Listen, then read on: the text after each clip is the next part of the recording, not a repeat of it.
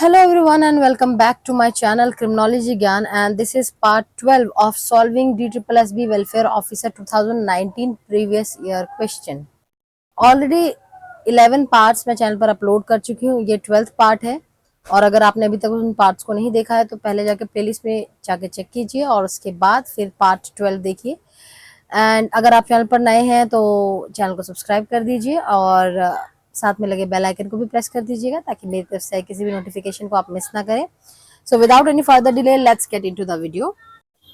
So question number first is, who amongst the following has defined scheduled caste as those groups which are named in the scheduled caste order in force from time to time? इनमें से किस person ने scheduled caste को define किया है ऐसा group जो कि शेड्यूल कास्ट ऑर्डर में टाइम टू टाइम उनका नाम जो है वो मेंशन किया जा रहा है, ठीक है। एंड ऑप्शंस क्या है आपके पास? DN Majumdar, BR Ambedkar, GS Ghurye या MN श्रीनिवास। करेक्ट ऑप्शन है आपका option number C, that is GS Ghurye. अब इसके एक्सप्लेनेशन भी देख लेते हैं। सोशल थिंकर्स जो है उन्होंने अलग अलग शेड्यूल कास्ट को अलग अलग तरीके से डिफाइन किया है। तो जो हम मोस्टली कंसिडर करते हैं डेफिनेशन वो करते हैं मजूमदार का और GS घुरिये का। तो मजूमदार ने जो शेड्यूल कास्ट टर्म यूज करी है वो मोस्टली यूज करी है अनटचेबल कास्ट के लिए, ठीक है। और कैसे डिफाइन किया उन्होंने? He defines the untouchable caste as those who suffer from various social and political disabilities, ठीक है।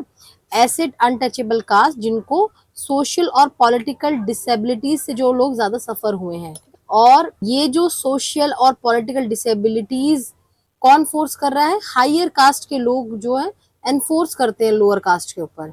जैसे कि जो लोअर कास्ट के लोग होंगे वो नीचे जमीन पर बैठकर खाना खाएंगे, तो ये क्या बना दिया उन्होंने? सोशली एनफोर्स्ड करा है उनके ऊपर कि जो हायर कास्ट है वो लोअर कास्ट से हाथ नहीं मिलाएगी, ठीक है। इस तरीके से जो सोशली एनफोर्स्ड ट्रेडिशंस बना रखे हैं हायर कास्ट ने सोशल लोअर कास्ट के लिए, ऐसे डिफाइन किया है मजूमदार ने। और GS घुरिये के माने तो GS घुरिये ने कैसे शेड्यूल कास्ट को डिफाइन किया है? Those groups which are named in the schedule caste order, जिनको शेड्यूल कास्ट ऑर्डर में जिनका नाम है in force from time to time जिनका शेड्यूल कास्ट ऑर्डर में जिनका नाम आता है वो शेड्यूल कास्ट ऑर्डर में या शेड्यूल कास्ट की कैटेगरी में माने जाते हैं। Next question is, dash is a representation of all or part of a system that is constructed to study that system. किसी भी सिस्टम को समझने के लिए हम जो एक चीज कंस्ट्रक्ट करते हैं वो इनमें से क्या है? मॉडल, थ्योरी, कॉन्सेप्ट या paradigm. So correct option is a model. अब इसको याद कैसे रख सकते हैं? जैसे आपने साइंस में मॉडल्स बनाए होंगे रेस्पिरेटरी सिस्टम को समझने के लिए, उसका एक्चुअल वर्किंग समझने के लिए, है ना। तो इसका एक्सप्लेनेशन समझ लेते हैं। मॉडल क्या है? It's a representation of all or part of a system. किसी भी सिस्टम का पूरा हिस्सा या उसका एक कोई सा पार्ट जो है उसको समझने के लिए हम क्या बनाते हैं? मॉडल बनाते हैं जो एग्जैक्टली उसकी तरह ही दिखता है, ठीक है। अब थ्योरी क्या है? Theory is a well substantiated explanation. किसी भी एस्पेक्ट को समझने के लिए उसका एक्सप्लेनेशन जो होता है वो होता है थ्योरी। कॉन्सेप्ट क्या होता है? जनरल आइडिया और अंडरस्टैंडिंग ऑफ समथिंग। पैराडाइम क्या होता है? पैटर्न ऑफ समथिंग, ठीक है, या फ्रेमवर्क हम जिसे कह सकते हैं। सो करेक्ट आंसर जो है इसका मॉडल हो जाएगा। Next question, question number 3, dash is an often overlooked but extremely important part of the research. It helps in detecting potential problems in your research design. तो इस क्वेश्चन में पूछा गया है कि ऑप्शंस में से जो ये एक टर्म है जो कि बहुत इंपॉर्टेंट पार्ट है किसी भी रिसर्च का, लेकिन हम उसको ओवरलुक कर देते हैं ना, उसकी तरफ इतना ध्यान नहीं देते हैं। तो ये क्या कर सकता है? इट हैज पोटेंशियल किस चीज के लिए? आपके रिसर्च डिजाइन में जो भी प्रॉब्लम्स हैं उसको डिटेक्ट करने के लिए ये इंपॉर्टेंट है। ऑप्शंस क्या है आपके पास? Pre testing, pilot testing, preliminary testing and simple testing. So correct option जो हो जाएगा इसका हो जाएगा option number B, that is pilot testing. तो पायलट टेस्टिंग क्या होता है? ये स्मॉल स्केल ट्रायल होता है ना। आपके रिसर्च मेथड्स को एक स्मॉल स्केल पर, एक स्मॉल लेवल पर हम पहले चेक कर लेते हैं। कंप्लीट रिसर्च जैसा ही पार्ट होता है, लेकिन इसमें हम थोड़ा सा सैंपल लेते हैं, कंप्लीट सैंपल नहीं लेते हैं। तो छोटे से सैंपल से, उस थोड़े से सैंपल से हमको समझ में आ जाता है कि हमारे रिसर्च के फ्रेमवर्क में कहीं प्रॉब्लम है, या फिर उसके इंस्ट्रूमेंट में कोई प्रॉब्लम है, डाटा कलेक्शन के इंस्ट्रूमेंट में कोई प्रॉब्लम है, या प्रोसीजर में कोई प्रॉब्लम है। पूरा स्टडी कंप्लीट होने से पहले एक बार, मतलब पूरा स्टडी हम करें उससे पहले हम क्या कर लेते हैं, पायलट स्टडी कर लेते हैं, जो कि बिल्कुल रिसर्च जैसा ही होता है। लेकिन हमें इससे क्या पता चल जाता है कि जो भी हमारे रिसर्च डिजाइन में कोई प्रॉब्लम है या डेटा कलेक्शन में प्रॉब्लम है, वो हमें डिटेक्ट कर सकते हैं। प्री टेस्टिंग क्या होता है, जनरली ये जो टर्म है हम यूज करते हैं किसी भी स्पेसिफिक इंस्ट्रूमेंट को टेस्ट करने के लिए। जैसे कि आपने अपने सर्वे या क्वेश्चनेयर बनाया, उसको टेस्ट करने के लिए आपने प्री टेस्टिंग कर लिया, लेकिन ये स्पेसिफिकली क्या है, स्पेसिफिक इंस्ट्रूमेंट के लिए वर्ड यूज किया था। लेकिन पायलट टेस्टिंग में ओवरऑल हर चीज को कंसिडर किया जाता है, रिसर्च डिजाइन, डेटा कलेक्शन, है ना। तो ये प्री टेस्टिंग जो है स्पेसिफिकली इंस्ट्रूमेंट्स को चेक करने के लिए है ना। देन प्रीलिमिनरी टेस्टिंग होता है कि ये ब्रॉडर टर्म है, दैट इंक्लूड अर्ली एक्सपेरिमेंट्स, ठीक है। एक्सपेरिमेंट से पहले प्रीलिमिनरी टेस्टिंग किया जाता है, बट स्पेसिफिक फोकस नहीं किया जाता इस पे। On refining research method, research methods को रिफाइन करने के लिए स्पेसिफिक फोकस इसमें नहीं होता। देन कम सिंपल टेस्टिंग, ये तो स्टैंडर्ड रिसर्च टर्म ही नहीं है, तो ये ऑप्शन तो वैसे भी गलत है। Next question is which of the following types of suicide is associated with excess integration or sacrificing life out of a sense of duty to others।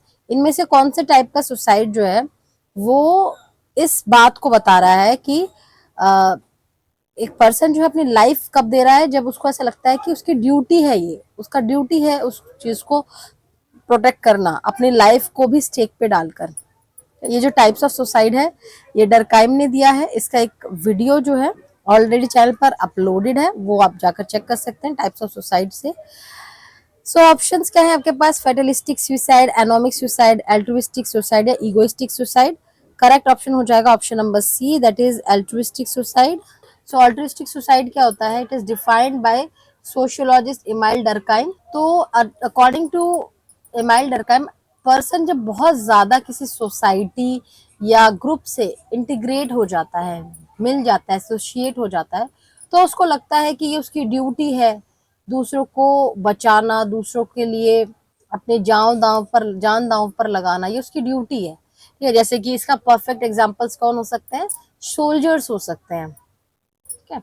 तो एल्ट्रुइस्टिक सुसाइड वो होता है जहां पर पर्सन अपनी जान की परवाह नहीं करके सामने वाले के लिए अपनी जान दांव पर लगा देता है। देन कम्स फेटलिस्टिक सुसाइड, जब बहुत ज्यादा रूल्स रेगुलेशन और ऑपरेशंस हो जाता है तब पर्सन सुसाइड कर लेता है। जैसे कि स्लेव्स के केस में, है ना, जो लोग बंधुआ मजदूर होते हैं या मजदूर होते हैं या गुलाम होते हैं, उनको ऐसा लगता है कि अब उनकी लाइफ का कोई पॉइंट नहीं रहा है ना, तो फ्रीडम का कोई सेंस नहीं है, तो वो क्या कर लेते हैं, फेटलिस्टिक सुसाइड, है ना, वो जो सुसाइड करेंगे that is called fatalistic suicide. Then comes anomic suicide. Anomic suicide कब होता है, जब सोशल नॉर्म्स का ब्रेकडाउन होता है एंड सडन इंस्टेबिलिटी हो जाती है। जैसे कि किसी पर्सन के ऊपर बहुत ज्यादा लोन है, तो इकोनॉमिक क्राइसिस हो गया, तो वो पर्सन क्या करेगा, एनोमिक सुसाइड करेगा। Then comes egoistic suicide.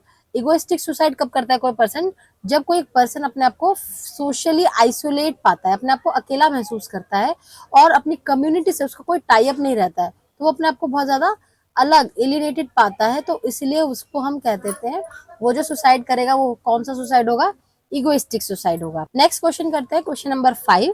It is an interpretive research design method by anthropology which emphasizes that research phenomenon must be studied within the context of culture। तो यहाँ पर एक जो पॉइंट हमें पकड़ने का है वो है कल्चर, ठीक है। यहाँ पर ये कहा गया कि ऐसा कौन सा रिसर्च डिजाइन है जो कि कल्चर के कॉन्टेक्स्ट में करा जाता है। तो ये क्वालिटेटिव रिसर्च का है। ऑप्शंस क्या है आपके पास, फिनोमिनोलॉजी, ग्राउंडेड, नैरेटिव या एथनोग्राफी। करेक्ट ऑप्शन है एथनोग्राफी। इसका एक्सप्लेनेशन समझ लेते हैं। एथनोग्राफी क्या है, एक रिसर्च डिजाइन है जहां पर हम पर्सन के नेचुरल कल्चरल कॉन्टेक्स्ट में चीजों को समझते हैं, पढ़ते हैं।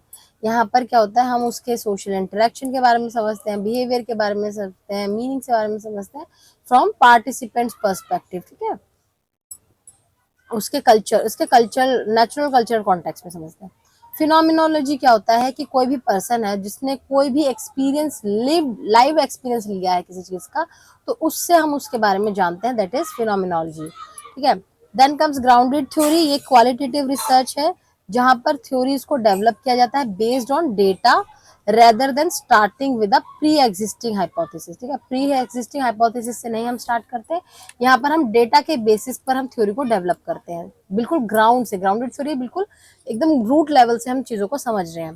Then comes narrative research, examine stories and personal accounts, prioritising individually story telling over broader culture analysis. Culture analysis की अगर हम बात करेंगे तो फिर किस में जाएगा, वो एथनोग्राफी में जाएगा। यहाँ पर हम क्या करें, इंडिविजुअल स्टोरी टेलिंग के ऊपर हम प्रायोरिटाइज कर रहे हैं चीजों, दैट इज नैरेटिव रिसर्च।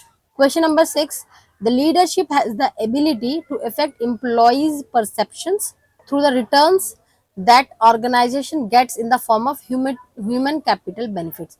ये कौन सा लीडरशिप स्टाइल है जहां पर एम्प्लॉइज के परसेप्शंस को इफेक्ट किया जाता है थ्रू द रिटर्न्स, ठीक है, जो कि ऑर्गेनाइजेशन को मिलता है in the form of human capital benefits. And options क्या है के पास, transactional leadership, participative leadership, transformational leadership या ऑटोक्रेटिक लीडरशिप। करेक्ट ऑप्शन जो हो जाएगा वो हो जाएगा option number C, that is transformational leadership. Transactional leadership का क्या करता है, ये एक्सचेंज पर फोकस करता है, रिवॉर्ड, पनिशमेंट, है ना। देन पार्टिसिपेटिव लीडरशिप जो है वो किस पर करता है, शेयर्ड डिसीजन मेकिंग के ऊपर फोकस करता है। एंड ट्रांसफॉर्मेशनल लीडरशिप जो है जिसकी हम बात कर रहे हैं, ये एम्प्लॉयज के परसेप्शन को इन्फ्लुएंस करता है और ह्यूमन कैपिटल बेनिफिट्स को फोस्टर करता है। ठीक है, देन कम्स ऑटोक्रेटिक लीडरशिप, ये क्या है, कंट्रोल को सेंट्रलाइज करता है। Question number 7. Who amongst the following is associated with the word symbol of the great revolt against all the oppressive features of Hindu society described by Pandit Nehru? Question number 7 क्या कहता है कि इनमें से किस पर्सन को पंडित नेहरू ने कहा था कि ये जो पर्सन है वो एक सिंबल है किस चीज के लिए, हिंदू सोसाइटी में जो भी ऑपरेसिव फीचर्स यानी जो लोअर कास्ट के लोग हैं उनके लिए लड़ने के लिए जो पर्सन है वो उसके एक सिंबल है। सो ऑप्शंस क्या है आपके पास, महात्मा गांधी, राजा राम मोहन रॉय, दयानंद सरस्वती और बी आर अम्बेडकर। तो करेक्ट ऑप्शन क्या है, option number D, that is B R Ambedkar. या एक्सप्लेनेशन समझ लेते हैं, जो पंडित जवाहरलाल नेहरू है उन्होंने बी आर अम्बेडकर को कहा था, he is a symbol of great revolt against all the oppressive features of Hindu society. और ऐसा उन्होंने इसलिए कहा था क्योंकि बी आर अम्बेडकर जो है उन्होंने कास्ट डिस्क्रिमिनेशन, सोशल इनजस्टिस और leadership in drafting Indian constitution, इन सब में इक्वल पार्ट निभाया था। और इन्होंने जो मार्जिनलाइज्ड कम्युनिटीज हैं, जो लोअर कास्ट पीपल हो गए, उन सब की इक्वालिटी और राइट्स के बारे में बात करी थी। महात्मा गांधी ने एंटी कॉलोनियल स्ट्रगल किया था एंड हिंदू मुस्लिम यूनिटी के बारे में बात करी थी। ठीक है, then Raja Ram Mohan Roy, he was a reformer, sati system के अगेंस्ट उन्होंने लड़ाई करी थी, वुमेन राइट्स के ऊपर उन्होंने काम किया था। देन दयानंद सरस्वती जो है आर्य समाज के फाउंडर है। ठीक है, next question is question number 8, the dependent variables are measured at a later point in time than the independent variables in dash field surveys. इनमें से किस सर्वेज में, किस तरीके के फील्ड सर्वेज में जो डिपेंडेंट वेरिएबल्स हैं उनको बाद में हम मेजर करते हैं, पहले हम इंडिपेंडेंट वेरिएबल्स को मेजर कर लेते हैं। ऑप्शंस क्या है, क्रॉस सेक्शनल, लॉन्गिट्यूडनल, एक्सपेरिमेंटल या none of the above. Correct option is option number B, that is longitudinal. Longitudinal studies वो होती हैं जहां पर हम डेटा को कलेक्ट करते हैं बहुत लंबे टाइम के बाद। ठीक है, हमने यहाँ पर सबसे पहले स्टार्टिंग में जो भी इंडिपेंडेंट वेरिएबल होता है जिसे हम प्रेडिक्टर्स कहते हैं उनको स्टार्टिंग में ही मेजर कर लेते हैं और उसके बाद फिर कुछ टाइम के बाद हम डिपेंडेंट वेरिएबल्स को मेजर करते हैं उनके आउटकम समझने के लिए। देन क्रॉस सेक्शनल स्टडीज क्या होती हैं, हम एक ही सिंगल पॉइंट ऑफ टाइम में सभी डेटा को कलेक्ट कर लेते हैं और फिर उसके बाद हम जो भी है रिजल्ट निकालते हैं। देन एक्सपेरिमेंटल स्टडीज में हम क्या करते हैं, इंडिपेंडेंट वेरिएबल्स को हम मैनिपुलेट कर सकते हैं एंड ये क्या है, लैब बेस्ड भी हो सकती है और फील्ड एक्सपेरिमेंट भी हो सकते हैं।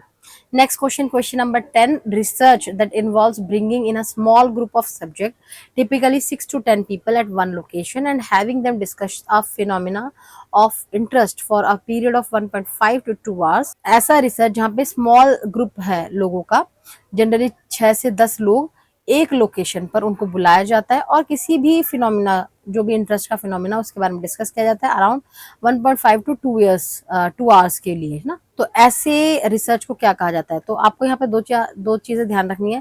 पहला यहाँ पे क्या है, टिपिकली हमको क्या ध्यान रखना कि 6 से 10 लोग हैं और इसमें टाइमिंग्स क्या है 1.5 टू 2 आवर्स है और यहाँ पर एक मॉडरेटर भी होता है। तो ये ऑप्शन जो हो जाएगा option number D, that is focus group research, इसका करेक्ट आंसर है। फोकस ग्रुप रिसर्च में जनरली 6 से 10 लोग होते हैं और किसी भी फिनोमिना या किसी भी टॉपिक के बारे में 1.5 से 2 घंटे वहाँ पे डिस्कशन चलता है और ये एक मॉडरेटेड डिस्कशन होता है जहाँ पर एक मॉडरेटर बैठा होता है ताकि लोग आपस में बात करते करते कुछ हीटेड आर्ग्यूमेंट ना हो जाए या टॉपिक से भटक ना जाए, तो एक मॉडरेटर इसके लिए रहता है। तो वो फोकस ग्रुप रिसर्च होता है। देन एक्शन रिसर्च होता है जहाँ पर रियल वर्ल्ड सेटिंग्स में जो प्रॉब्लम सॉल्व कैसे किया जा सकता है, कोई करंट प्रॉब्लम है उसको कैसे सॉल्व किया जा सकता है रियल वर्ल्ड सेटिंग में, उसके बारे में डिस्कशन करते हैं हम एक्शन रिसर्च के अंदर। देन फॉर्मेटिव रिसर्च होता है जहाँ पर हम किसी भी प्रोग्राम को बनाना है, किसी प्रोडक्ट को, किसी भी इंटरवेंशन को करना है तो उसको शेप देने के लिए हम फॉर्मेटिव रिसर्च का यूज करते हैं। एक्सप्लोरेटरी रिसर्च जहाँ पर हमारे पास प्रिलिमिनरी इंसाइट्स होते ही नहीं है ना, बहुत कम उस फील्ड में इंफॉर्मेशन अवेलेबल होती है, तो उस केस में हम एक्सप्लोरेटरी रिसर्च करते हैं ताकि हम और जो है इंसाइट्स गेन कर पाए। And this is the last question of this video. The scientific development that are concerned with communication, language, information storage, computerized machines and control over knowledge are associated with the concept।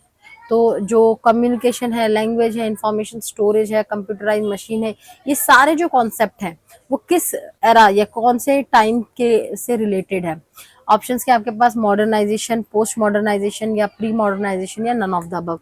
So correct option जो हो जाएगा वो हो जाएगा option number B आपका। ठीक है, option number B, that is post modernisation. देखो मॉडर्नाइजेशन के अंदर क्या होता है, हम ये साइंस और टेक्नोलॉजी की बात तो करते हैं लेकिन यहाँ पर मॉडर्नाइजेशन के अंदर आपका अर्बनाइजेशन, इंडस्ट्रियलाइजेशन, इस सब के बारे में बात हुई थी और स्टार्टिंग फेज चल रहा था साइंस और टेक्नोलॉजी से रिलेटेड। ठीक है, पोस्ट मॉडर्नाइजेशन तक आते आते हमने जो यहाँ पर बातें करी हैं दैट इज मशीन्स के ऊपर, इंफॉर्मेशन स्टोरेज, लैंग्वेज, कम्युनिकेशन, ये सारा जो कॉन्सेप्ट है वो सब पोस्ट मॉडर्नाइजेशन का कॉन्सेप्ट है। ठीक है, so correct option option number B हो जाएगा, post modernisation. So that's it for today's video. I hope this video was informative for all of you. और इससे रिलेटेड कोई डाउट हो तो आप मुझे नीचे कमेंट सेक्शन में बता सकते हैं और टेलीग्राम चैनल ज्वाइन कर सकते हैं आप मेरा, उसका लिंक आपको डिस्क्रिप्शन बॉक्स में मिल जाएगा।